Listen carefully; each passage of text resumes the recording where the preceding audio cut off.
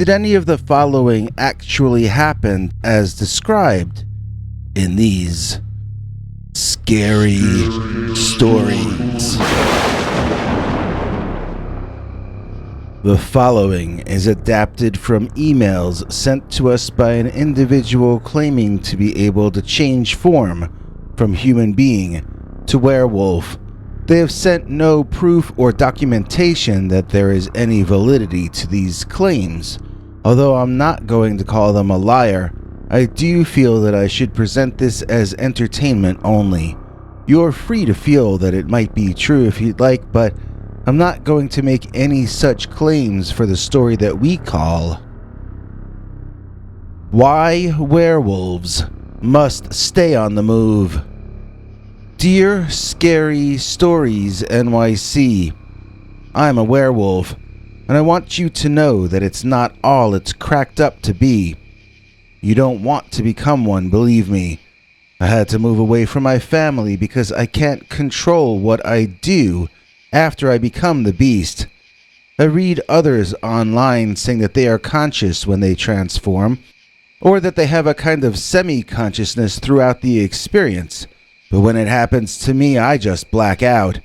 The human aspect of me does not seem to be present at all when I'm the werewolf. How do I know I become a werewolf if I blank out everything that happens?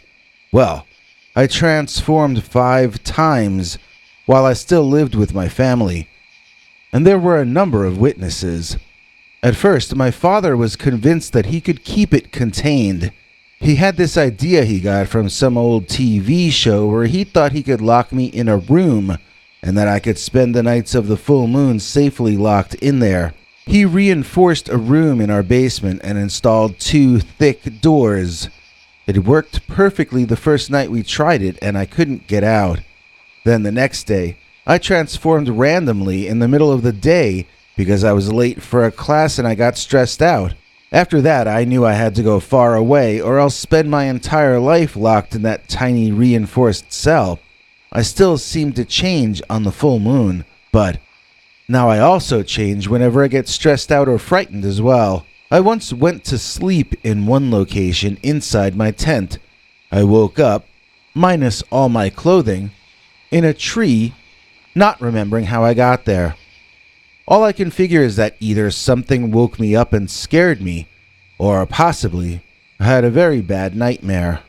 So as you can tell, it doesn't take all that much for me to get triggered and turn into that dog-like version of myself. I seem to do it as a matter of defense, too. I remember encountering a bear while hiking one day, and then I remember waking up in a cave about a quarter of a mile from the bear sighting. I sometimes wonder if I might be a genetic throwback, or possibly a look forward into what some people might evolve into. If I could maintain the same guiding personality in both states, then this would be a genetic advantage over being either a normal wolf or a normal human. As it is, though, with our consciousnesses never meeting or blending, with me not remembering my dogman life and the werewolf not remembering his human life, the condition is strictly an affliction. There is no benefit that I can think of to being cursed the way I am. I seem to spend less and less of my life as me, and more of it in the black void waiting for the wolfman to be done with his savagery. Well, there is one advantage. I can't remember the last time I got hungry. I do save money on my food bill, but I'm constantly losing my debit card and having to buy new clothes. I try to stay within one region that I will not name. I have allies in the 4 corners of that area, and I can navigate to them when I've lost my clothing, etc. I thought I had achieved a kind of a balance in my life, and I had begun to accept that this was the best it was going to be. It had been worse. It could be worse again, but it certainly would never get better. And then I found out that I had attracted a fan. I guess the term stalker might work better than fan, as this guy was a bit of a nutter. He stalked me for over a month before finally approaching my campfire one night. I immediately quizzed him as to the various weird things he had done in the preceding weeks as he stalked me. The guy was stunned that I had noticed his presence. He called himself the Invisible Man and claimed that nobody could notice him unless he wanted to be noticed. I gave him details about where he had been, when he had been there, and tossed in some information explaining how I knew these things, and the guy shut up. He was a skilled hunter, but I was half wolf. I had no memories of the wolf life, but I seemed to have absorbed the instincts. The guy gazed at me in awe and said that since I knew all that, I must also know why he was there. I was like, nope, I haven't got a clue. Can you guess? Because I couldn't. It turned out this guy somehow knew about me, knew who I was, and knew about my affliction. He had come to me because of my affliction. Can you figure out his motivation now? Because I still couldn't. I was like, you know I'm a werewolf, and yet you bothered me on purpose for over a month, and now you invade my campsite without even bringing any marshmallows with you? So do you know what he wanted? He wanted to get me to share my affliction with him. I guess according to some legend, if you are bitten by a werewolf and live, then you become a werewolf yourself. I rolled my eyes and laughed. Look, I told him, I never got bitten by any werewolves, and I don't know why I'm this way. I don't know that you'll become a werewolf if I bite you, and I don't know that you'd survive if I bit you either, since I have no control of myself when I'm the Dogman.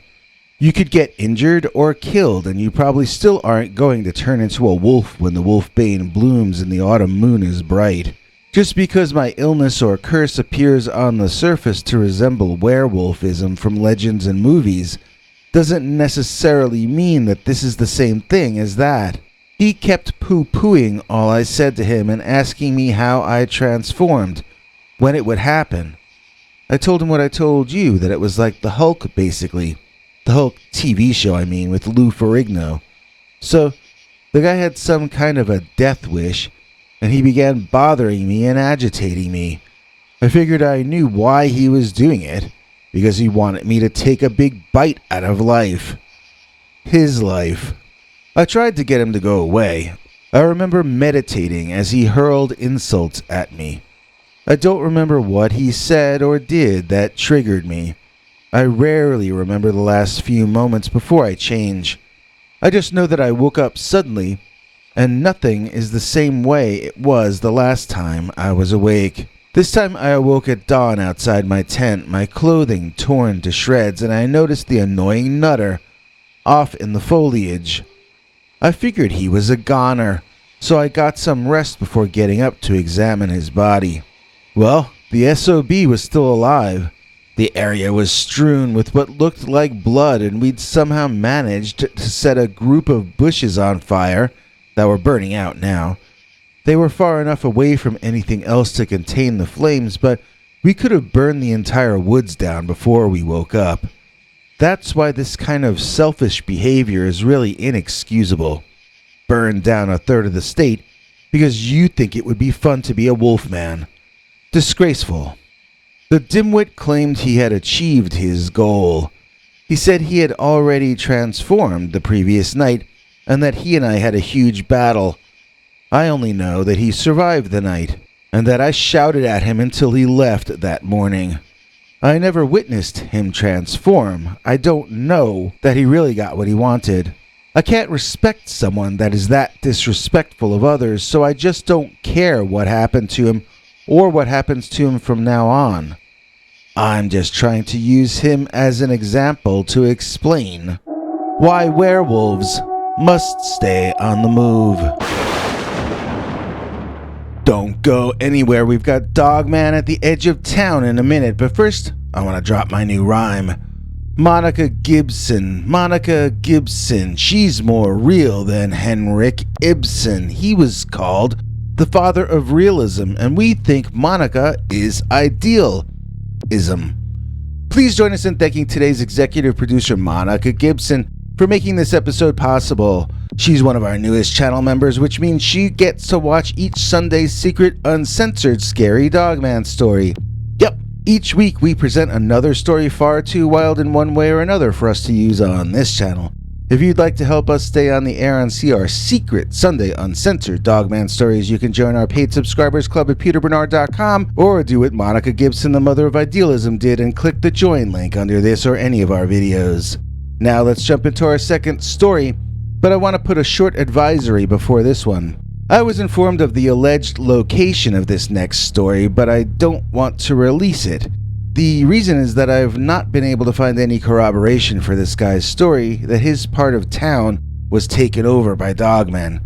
There certainly aren't any press reports about it, but I wouldn't expect those. It's too far for me to travel to visit the place, so that gives you a bit of a clue to its location. I'm not going to go spend a night there to find out if he's telling the truth, although that doesn't mean he isn't. If I say it's true without hard evidence or even sometimes with, YouTube would say I was spreading fake news and conspiracies.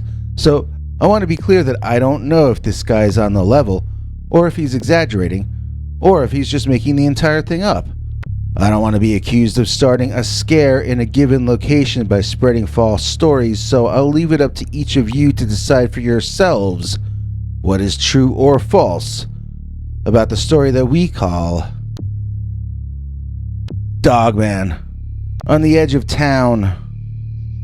Dear Scary Stories NYC, I've heard stories on the internet, possibly on your channel, about Dogman encroaching on human settlements more and more as these lockdowns keep coming back and destroying our stores and small businesses. There's less and less money, there's less and less work, and there are less and less people. I still see 2 or 3 moving trucks every week, even now. The area I live in, which used to be so busy during the day that you had no choice but to bump into people as you walked around shopping, is now nearly a ghost town. Those of us still here, at least so far, make jokes about how we expect tumbleweeds to start rolling down the block. Instead, we got dogmen walking down the middle of the street. I live in a neighborhood Bigfoot won't allow me to name, which is located in the part of town that has always been run down and rat-infested. We were the cheap part of town since before my grandfather opened his first shoe repair shop here.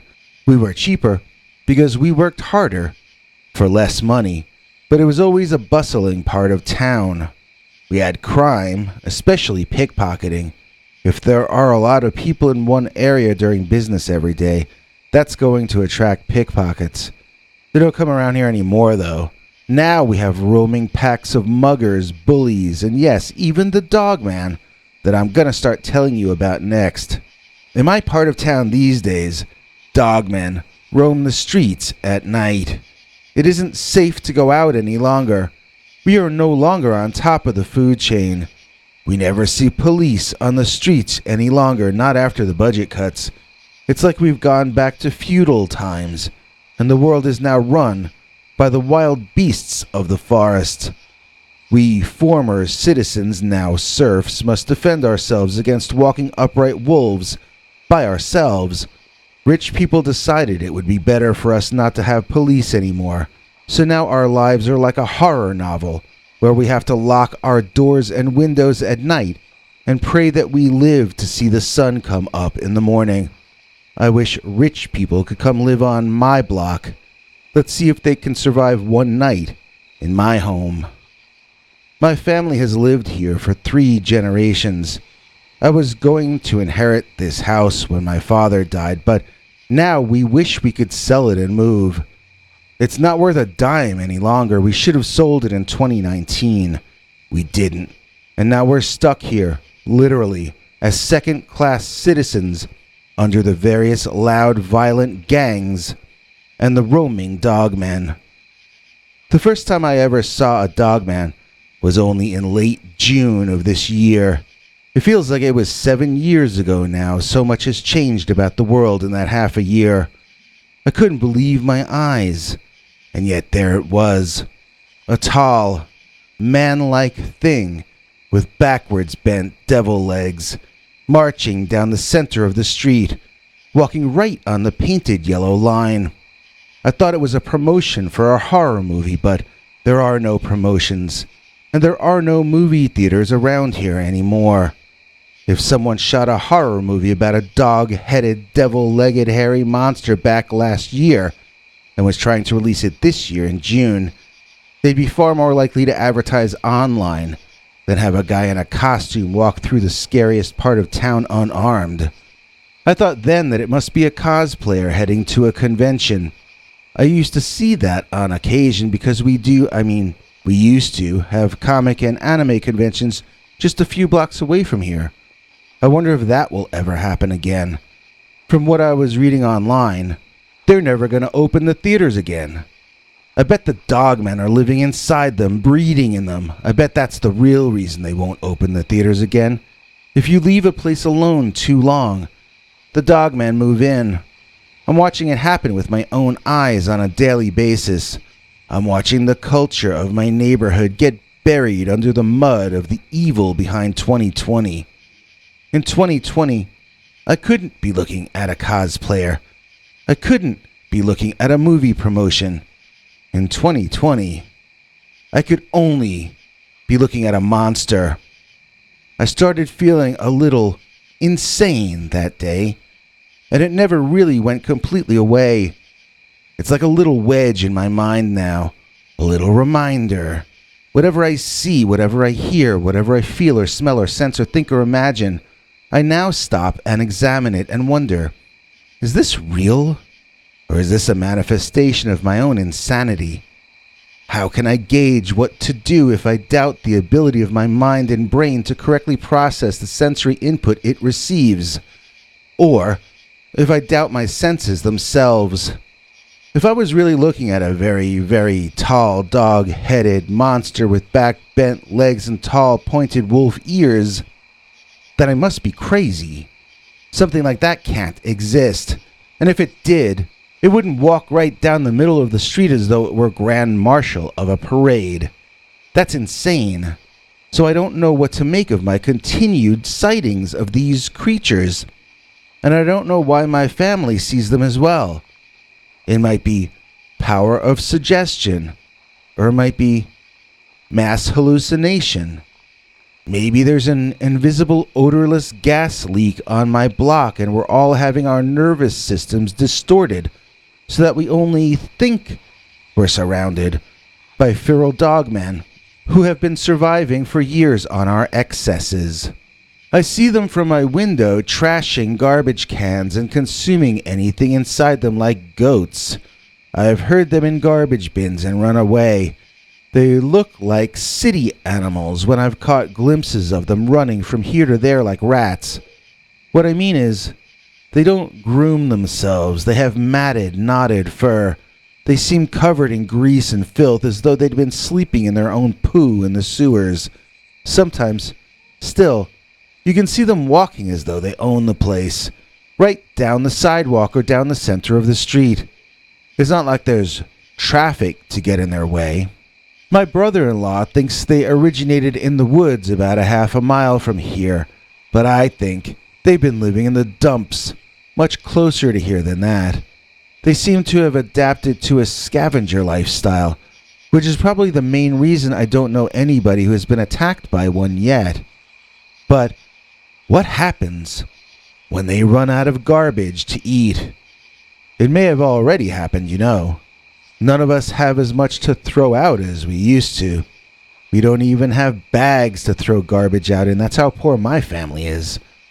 I don't think it's that different for our neighbors. So, what is the dogman going to live on if we stop giving him garbage to eat? Is he gonna move out? Or is he going to revert to his feral state and begin taking advantage of all the protein walking around our town, unprotected by the police any longer, just ripe for the plucking? How long before there are fatalities related to the dogman on the edge of town? Thanks for watching till the end. If you liked what you saw, please consider clicking like on the video or sharing it. You can become a channel member by clicking the join link below. Then you can check our community page to find the links to 10 hours or more of secret, uncensored Dogman stories too wild to be told on this channel. Your other option is to join our paid subscribers club at peterbernard.com. That's Peter's homemade club, where he will personally email you the links as well as occasional secret club messages. You may also be included as an executive producer in a future episode. You have a scary experience you want to tell us about? You can email us at scarystoriesnyc@gmail.com, or else call our Scary Stories voicemail hotline at 804-LESS-SCARY. The machine cuts off every few minutes, so if you have a long story, please keep calling back and we'll piece it together later on. Good night, and have a scary tomorrow.